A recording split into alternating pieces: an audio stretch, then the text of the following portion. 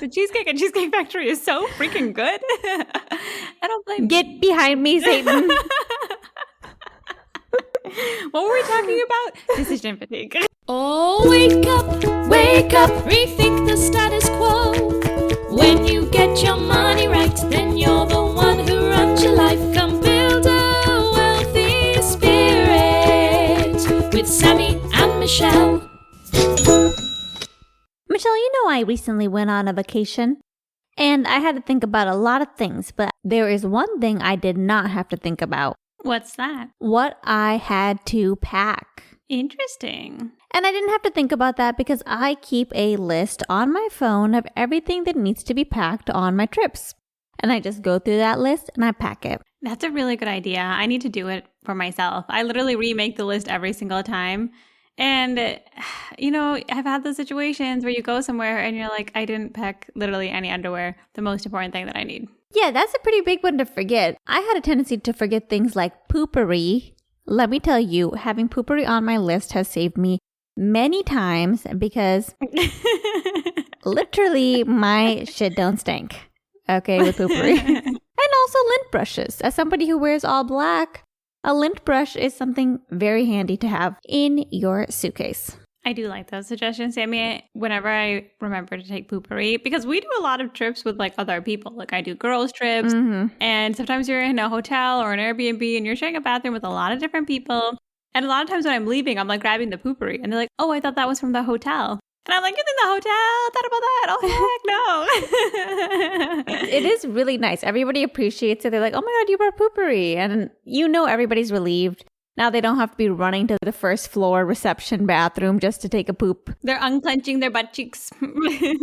It's so true. Lint brush is a good one too. I need to include that because I don't really ever use a lint brush, though we have one at home. But it does feel like when I need one, it's like when I'm out and about and my clothes were just packed together and one unruly sweater got the whole bunch going crazy. The thing about making a packing list is it takes a million small decisions and makes it into an automated list. And that's what Michelle and I are talking about today, decision fatigue. It's so true, Sammy. We make thousands of decisions every single day. When you pay attention, you realize that when you wake up in the morning to when you go to night, you're just constantly making decisions. And it tires us out. Today, we're going to talk a little bit about what decision fatigue is and ways that you can control it so your life can run a little bit more smoother. You can give your brain a break.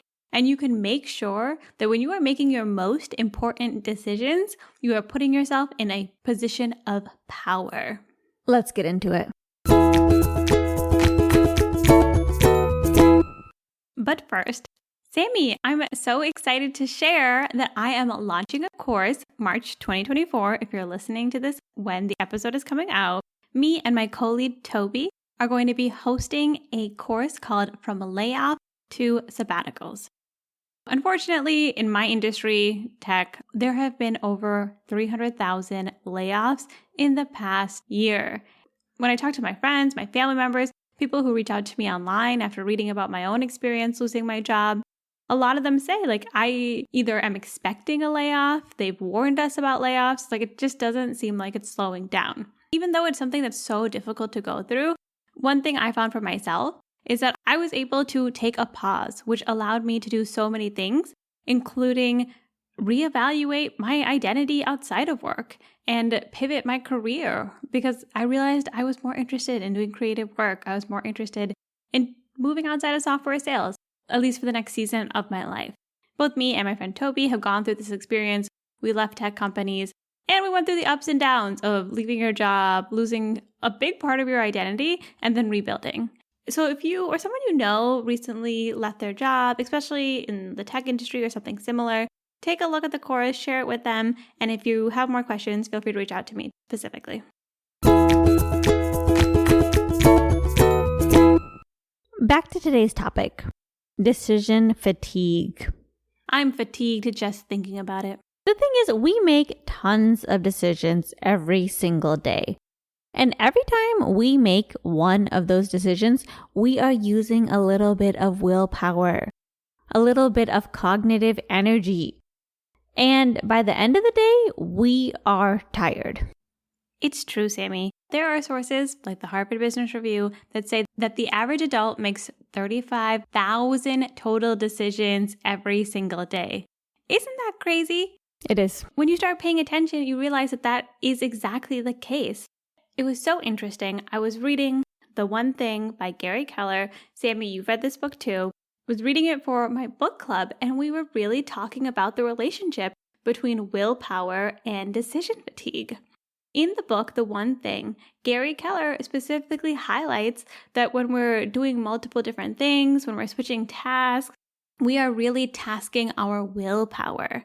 And willpower, we like to believe that from the beginning of the day to the end of the day, 7 days a week, we have exactly the same level of willpower. Wrong. Exactly. It's more of a battery that slowly is depleting every time we use it. And every time we make a decision, we're doing the same thing. We're depleting that battery. And do you really want to deplete your battery on whether or not you should wear the white shirt or the green shirt? Maybe not. It's true, Michelle. This is why I scheduled my thyroid surgery for first thing in the morning, because I wanted to be one of the first decisions for my surgeon, not the afternoon decision. Sammy, that is not illogical. They have done studies. Gary Keller mentions it in The One Thing, in different careers, especially medicine being a big one. When they're making all of these big, intense decisions throughout the day, by the end of the day, guess what? You might slip a little bit, or you might just be like, you know what? Let's just cut open the thyroid. I'm just kidding. I'm sure they're super responsible in surgery, but I agree. I book my appointments in the morning. If I got to go to the DMV, I go in the morning. Anytime I got to deal with anybody who is just seeing customers constantly, I try to book that early appointment. You want to catch them in a good mood. Michelle and I have come up with some specific strategies to combat decision fatigue, because we know that if you can use your decision-making energy for your important decisions and minimize the amount that you have to use on little tasks all day, then you will be a more productive human doing the things that you want to do with your life. Yeah, Sammy, this is something we've been thinking about and making adjustments over the last few years. And if you're somebody who struggles with making decisions or even just being productive or being a bit of a doer, I do think this is a tiny thing that has a big impact. Action number 1 that can help reduce decision fatigue: creating structure.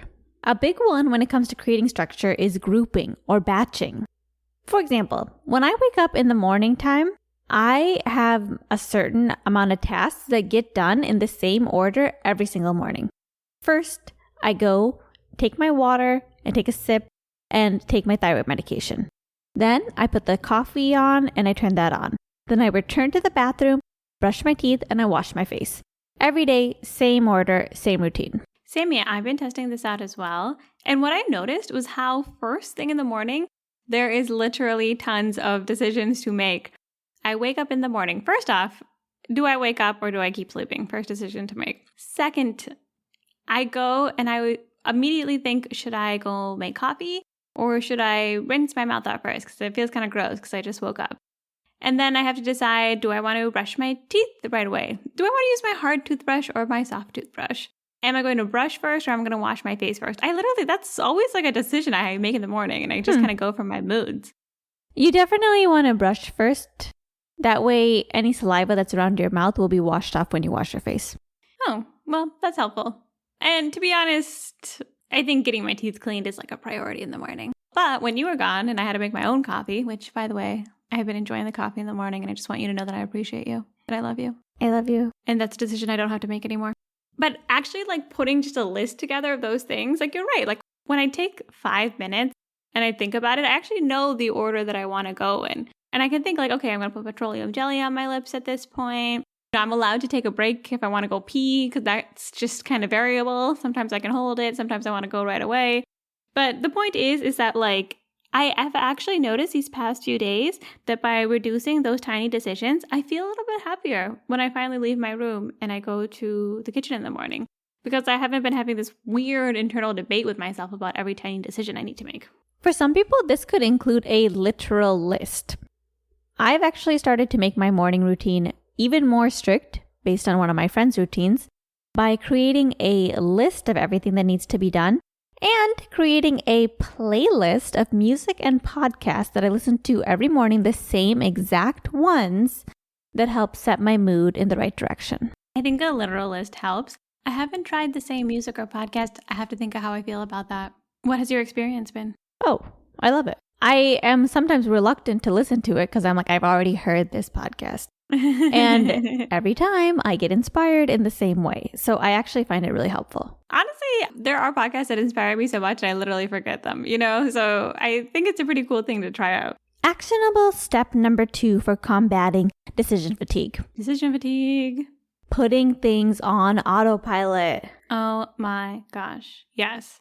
I am somebody that if I had to remember when to pay my bills... You'd remember them, but it would be difficult. And some bills would get missed sometimes. Yeah, I imagine. I've been doing my bills on autopilot, like auto pay anytime I can. I put it on my calendar. Because otherwise, I either forget it or I think about it constantly. And that's not a guarantee it'll get paid. It just means that I'm like adding another thing to think about in my head. And also, should I pay early? Should I pay on the 1st, the 2nd, the 3rd, the 4th? No, I pay on the 1st. Or AT&T just pulls it out of my account. Amen. I have done a similar thing for donations. I used to think, oh, do I give this person money? Do I not give this person money? Then I realized at the end of the year, I have never given away too much money.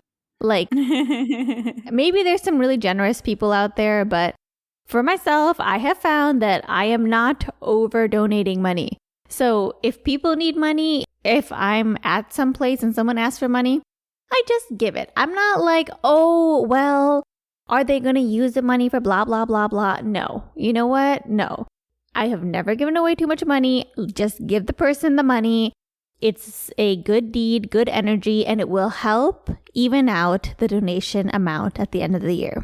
I think this is a really important example, Sammy, because what I found for myself was that the decision fatigue for whether or not I should give in every different circumstance, whether it's a coworker asking me to donate to a cause that they're really caring about in that moment, or my school sending me a letter and asking me to donate. Trying to make that decision in that moment, one, it's not worth anything, to be honest. I don't actually want to be spending 10 minutes deciding whether or not I should donate on something. And I found the same thing you did.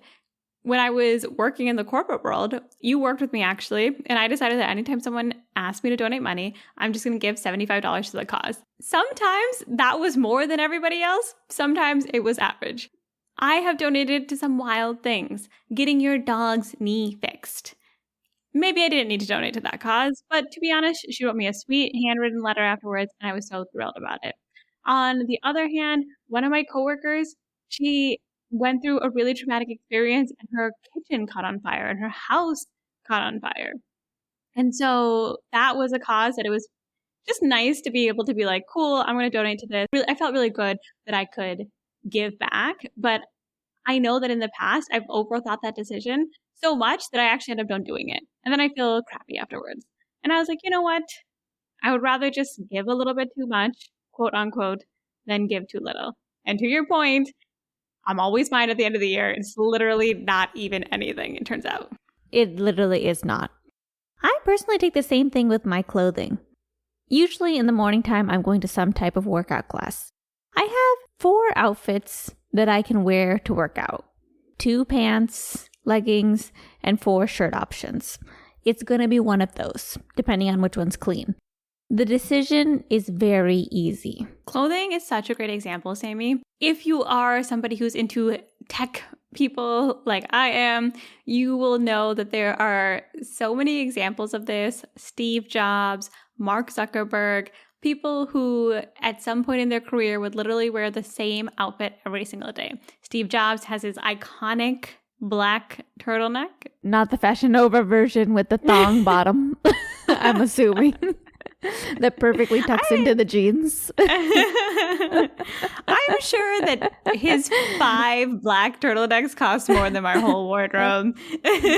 And nobody's saying that not making a decision isn't cheaper. But there's something to that. It's weird, Sammy. I have this weird scarcity mindset now that I work from home and I don't always see people. That when I wake up in the morning and I get ready, I'm like, should I wear this nicer gray top? Because no one's going to see me. And I guess I lose faith that I do my laundry every week and I don't want to get it dirty. And then I'll just be like, maybe I'll just wear this t-shirt. and I'll look like a slop kebab and I don't really care. It was such a weird scarcity mindset thing, but it's like scarcity mindset combined with decision fatigue. Honestly, I think I just need like a Monday, Tuesday, Wednesday, Thursday, Friday like outfit, and like that would be totally fine. I don't even go into an office. It doesn't even matter. I do the same thing with contact lenses. I'm always like, should I wear contacts or should I just wear my glasses? I don't want to waste a pair of contacts.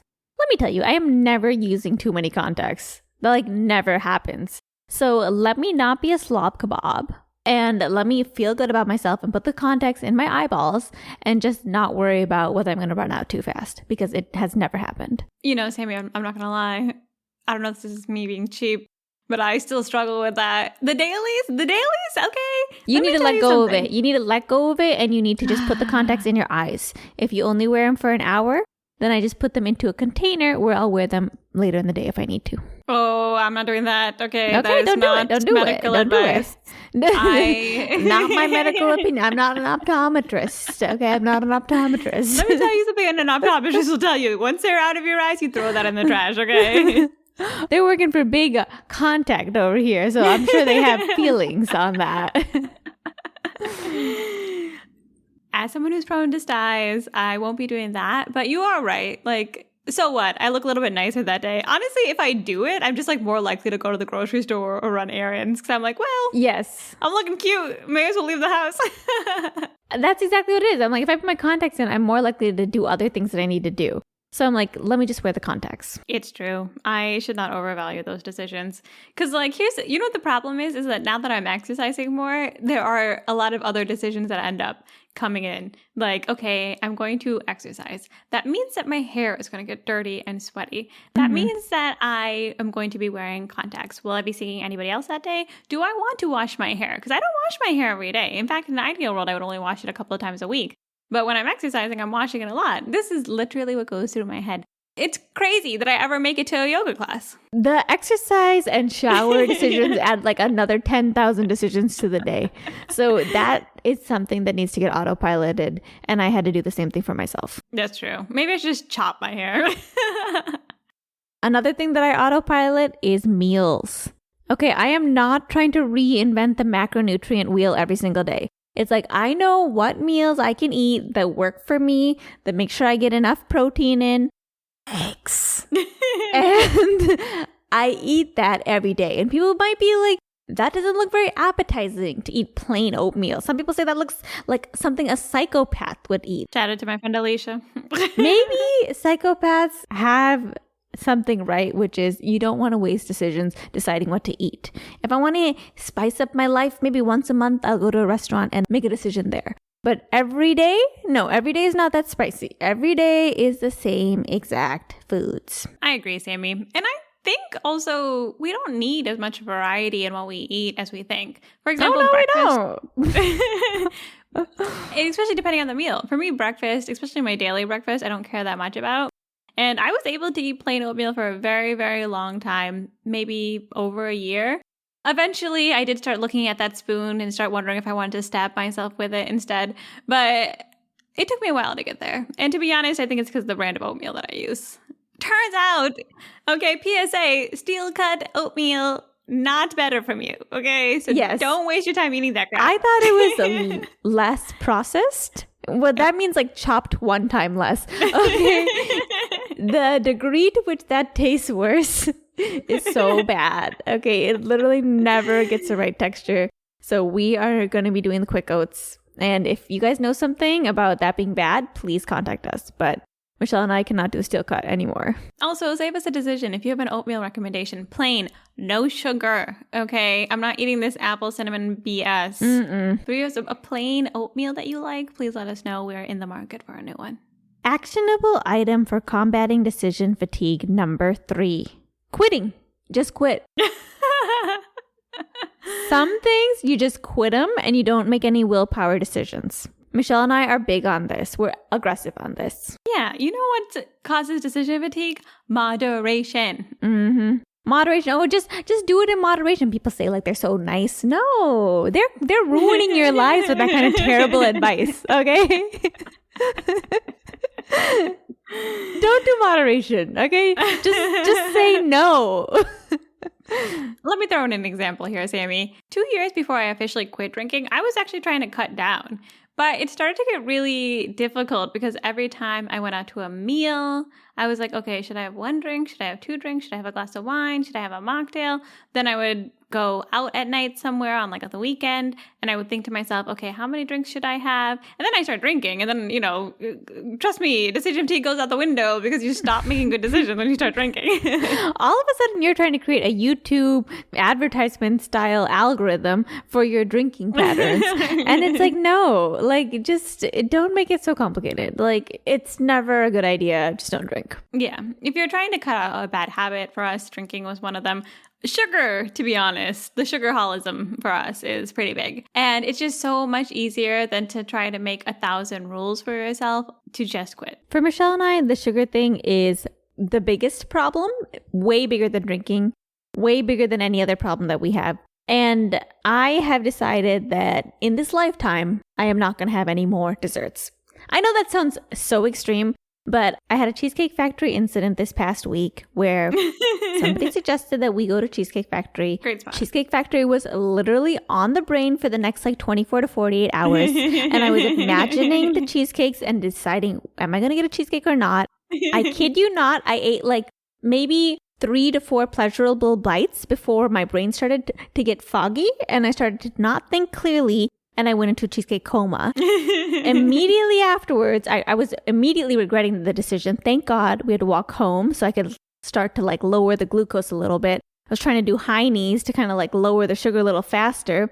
And I actually took the cheesecake in a to-go box with me and realized I need to immediately get that out of my hands. So I gave it to somebody on the street because I didn't even want to think about cheesecake anymore. It's funny because with the Cheesecake Factory, it's like once you make the decision to eat cheesecake, oh my God, the cheesecakes. You can do Oreo, you can do caramel, you can do butter pecan, you can do pistachio. And if you know that's the one time you're going to eat the most delicious cheesecake of your life because the cheesecake at Cheesecake Factory is so freaking good. Get behind me, Satan. What were we talking about? Decision fatigue. No more cheesecakes. Yeah, same. No more cheesecake, no more wedding cake, no more birthday cake. Mm-mm. Okay. It doesn't matter how pretty the colors are. Turns out there's a lot of special events now in my life. Gotta cut the sugar. And our final actionable takeaway for cutting down decision fatigue. And this one is a great one because this is for other people. When we give other people choices, try to give them the least amount of choices possible. Sammy, this is something that I realized recently. Because I, people pleaser of the year, love to really lean into giving people as many options as possible. I'm like, what do you want to do? Keep it open-ended, ask you all these things. And I was speaking to this woman once, and she was talking about how she hadn't heard back yet from one of her clients. And she told me, I don't understand why I haven't heard back from them yet. I know they're really busy, but I told them I'm willing to do a live course for you if you want. I'm willing to meet with people one-on-one. I can do office hours. I can do it on Zoom. I can do it on Slack. I can send out an email to these people. I'm happy to do any of these things. And I was like, oh my gosh, I think actually the problem was you gave somebody who is a busy person 1,000 decisions to make. I'm literally tired just hearing about it. Samesies. And I do the same thing. And I find that it's so much easier to just be clear and give 1 or 2 options. 1, if you have a preference, to be honest, is great. Mm-hmm. And yeah, if there's actually no choice in your mind, don't give them a choice for sure. People can negotiate with you. They can let you know how they feel. But it's so much easier to just respond to, hey, let's do a live course with this package. That way the students will have an opportunity to talk to each other about it. Yes or no? Boom. Decision made. But I think when it comes to people in your lives, keep in mind that in their work, they're making decision after decision after decision. With their families, they're making decision after decision after decision. Heck, in the morning when you're brushing your teeth, you're thinking to yourself, okay, I got a few decisions to make. Should I go pee right now? Should I do floss this morning? Am I going to do mouthwash? My lips are kind of chapped. When should I put on my petroleum? No, there's so many decisions we make. Help others by not forcing them to make more decisions. Yes, exactly. I think this is great because I'm like you, Michelle. I want to give people choices, but it's so much better to be like, hey, Saturday we're going to go for dinner. Would you like this restaurant or this restaurant? Keep it simple. If they have strong feelings, then they will let you know. Exactly. And I think 2 options, perfect. Takeaways. Takeaways for this episode. We as humans have to make tons of decisions a day. Some would say 30,000 or more decisions a day. We get tired as we make these decisions and we become worse at making decisions as the day goes on. So we need to reduce the amount of decisions that we make. Yes, we lose our willpower. And guess what? If you have some important decisions to make at 5 p.m., hopefully you had structured your day in a way that you weren't making a ton of decisions, because that's maybe not the ideal time. Your decision-making battery, your willpower, it's low. Some strategies to combat decision fatigue. 1. Create structure by grouping. 2. Put things on autopilot. 3. Some things, just quit them. Quit it. Quitting over moderation. You need to quit it. Decision fatigue hack, let me tell you that. And lastly, limit the choices you give other people. If you want them to make a decision, don't give them too many options. Keep it simple for them so that way both of you can move forward with your lives. Community time. Before we say goodbye, it's our community time. Sammy, we have so many shout outs this episode. We have been receiving so many wonderful comments from all of you. Keep them coming. buildawealthyspirit.com. Leave us a comment. Let us know if you're enjoying the episode. I want to give a special shout out. You guys loved the Valentine's Day episode with Oz Chen. We had so much fun chatting with Oz. We actually spoke to him for like 2 hours afterwards. We had such a great conversation and you guys loved it. Josh, Raina, Harris, and Paul all reached out to us, told us they enjoyed the episode, thought Oz Chen really delivered such a wonderful message around how to just enjoy dating. If you're single, if you have single friends, definitely check out that episode. For our episode with Paul Millard, Paul loved our use of the word sabbaties. Yes. And I think that's an official cosign on the term. Yeah, you guys loved our interview with Paul Millard, which, no surprise, he is such a great champion of just thinking about how we can live life that's more in line with our values, which is something we really believe here at Build a Wealthy Spirit. Oz, from our interview, even reached out and said the message was so well timed, he actually sent it to one of his friends who has the means to take a break, take a sabbatical, but just isn't taking the leap just yet. Harris and Paul also let us know that they enjoyed the episode on being cheap versus frugal, and they found it hilarious that we consider some cultures cheap and proud of it. That's us, the Indian culture. Yes, that would be our culture. And even, we do love being cheap, to be honest. Yes. Even me, you know, like even Ramit Sethi calls this out, where he's like, if you see a pair of shoes, if someone compliments your shoes and you're like, oh my God, it's like $20. I got it like 30% off. That's like, why do I need to tell people I got my shoes on sale? I'm like so proud of it. It seems like a win. There's like a cheap limbo situation where it's like, how low can you go? I've heard a lot of student loan wins. One of my previous classmates actually got her loans completely forgiven thanks to some of the tactics that we talk about in our student loan episode. One of my old coworkers is awaiting her final decision on her loan forgiveness. That's right. People are getting hundreds of thousands of dollars of loans forgiven because of simple rules that are somewhat new. So please check out our episode on student loans if this could possibly apply to you. And feel free to message or comment on Substack. I'll be happy to talk to you about it if it is confusing, because this is something I'm very passionate about. 100%. Sammy, she understands PSLF really well. If you're working at a nonprofit and you have student loans, there are so many different things to think about. Reach out to us. We love to hear that people in our community are saving themselves hundreds of thousands of dollars. That's millions of dollars in the future. That's millions of dollars in the future. We love to talk about it, so let us know. And most importantly, be sure to join us next week as we put down the rule book and we rethink the status quo.